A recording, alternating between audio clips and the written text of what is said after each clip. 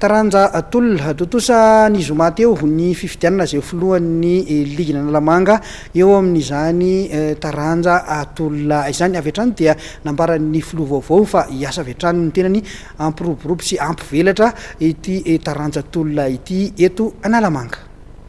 Raha ny programan'asa aloha dia maro dia maro tokoa.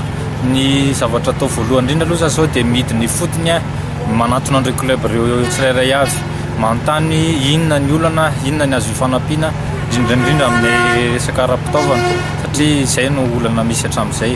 Eo ihany koa ny fikarakarana compétition izay hita fa tsy ampy dia hiezaka ny hanao compétition misimisy zany izay eto amin'ny faritra Analamanga.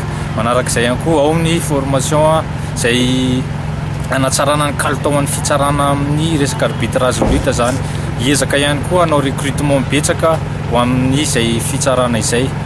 Eo ihany koa ny ezana ho an'ny tolona izay hita fa manana talenta ary manana ny maha-izy azy dia hiezana zany ny ampidirana azy ireo ao aminatiny sport étude izay angatahana fiara-miasa sahady amin'ny fitondram-panjakana ny amin'ny fanatanterahana izany.